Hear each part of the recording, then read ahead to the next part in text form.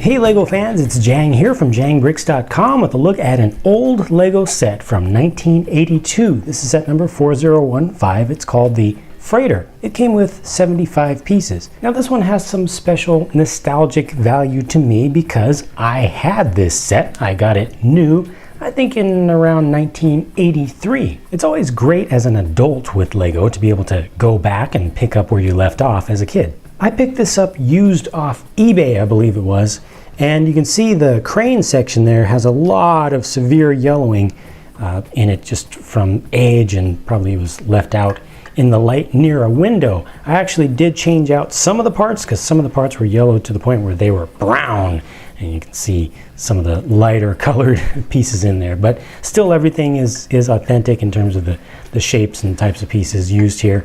This is it uses a three-piece hull. You can very clearly see the seams between them. Those just lock together. In the center you've got the old light gray color used, and moving this out of the way you can see that you have a hold, an actual hold where you can put stuff, and it's pretty sizable for such a small boat, you know, small in real terms, not necessarily in relative terms, but that's a nice large area, and it's all sealed up. There are no studs down there, so you can just fill that up with anything. Great thing to fill it up with is 1x1 bricks, just regular bricks, or even stud pieces, which weren't quite as common back then, but you just put your regular bricks in there and treat it as some sort of cargo, like commodities or something, or you can make things like this, you know, to represent crates and boxes. That closes up very nicely. They've got the little single stud tile pieces, 1x1 tile pieces, so that there's no connection there. It just allows you to open that up very nicely. The crane itself actually works really nicely because there's a winch over here, and you can use that to raise and lower cargo to any level. And you've also got this boom, which allows you to bring things in closer or move them farther out. You can see how close that gets.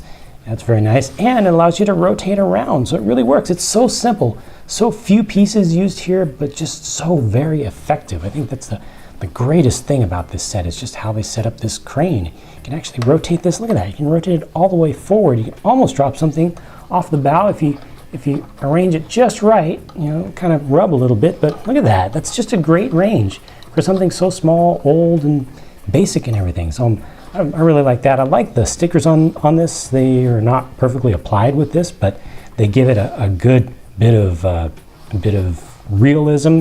You got the L for the Lego liner theme going on there on the front. You got the proper marking lights up on the top here, smokestack in the back, nicely done. Just again, just a few pieces, but looks pretty proper. And then this is your little cabin area for your captain figure, and this opens up. Look at that. You just have enough clearance around the smokestack. That's clearly designed to work just like that, for everything to fit. That just gives you a little bit extra room to get in there to fit a minifigure. Of course, smaller kids' fingers would fit in there more easily. Not really any space to store anything back in there, but I guess you kind of could put something small in there if you wanted to. And you've got this classic clear inverted 2x4x2 windscreen that it's just a really nice piece to have. They're always discolored nowadays, but I like that piece. These little hole pieces, the Technic bricks with the holes on the side, you know, the pin hole, it just works as a port hole, right? It's trying to look like a maritime window. Those are often round for strength.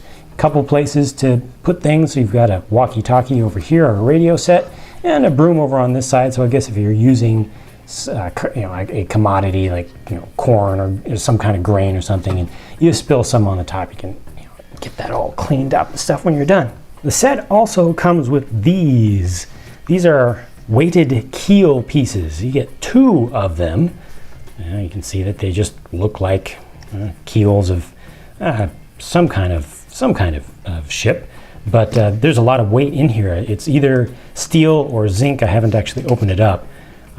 It's sealed inside of this base down here, and the idea is that you put this on the base of your boat like that, and it's a little bit awkward to have two of them in line like that, but the idea is that they actually work. Those are working ballast pieces because the entire hull will float. This actually will float in the water, which is great for kids who love to play with boats and stuff.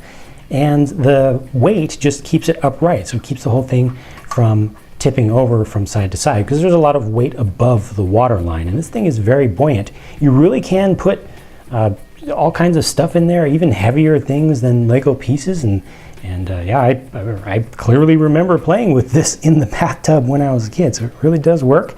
And there's an additional feature. They've got these little bits on the ends. Let me actually show you the instruction sheet for that. So here's the front of the instruction manual, and here's the flip side of that. And they go into talking. You can pause this right here to actually read it, but the idea is that you can attach a motor section. This was before Lego ever made a motor for going underwater. They had, back in those days, there were these very common, very popular plastic toy boats of different designs and sizes, just regular cheap plastic toys. You play with in the bathtub, and you could get for those these little motors that you could turn on. They were waterproof. They had a little propeller at the end and a rudder that you could steer, just place it in one place. So if you turned the rudder, then the boat would just go in a slow circle. So if you had well, most people didn't have a big enough bathtub, but if you had a small pool or something, or a small pond, you could put the boat in there and it would just go around in circles and look like it's going on its own. Lego designed these keels to work with that motor, so you could actually have a motorized Lego boat. Two minifigures in this set, and they're nearly identical except for the change of color. They both have the same print with the buttoned up collared shirts, and just one in black and one in blue. Both have the same police style helmets or hats on. Now this was supposed to be the captain over here with the, I guess, more official looking, and he was just kind of a dock worker or a member of the crew. These are original. You can see some playware and just storage wear and on the face there. And looking at these guys from the back, no print back there, but just nice to have the original ones. Now there are a couple more things that I want to point out with this boat before I wrap everything up. First of all, the way that cargo is attached there at the end of the crane, it's using what today we consider to be a strictly illegal method of attachment. That's not considered to be a legitimate Lego connection, and yet here's a set from Lego that tells you to do that. It's actually designed per the instructions, per the way the whole thing works, to be used like that. So that's really interesting. Maybe that illegal technique isn't so illegal after all if Lego themselves did it.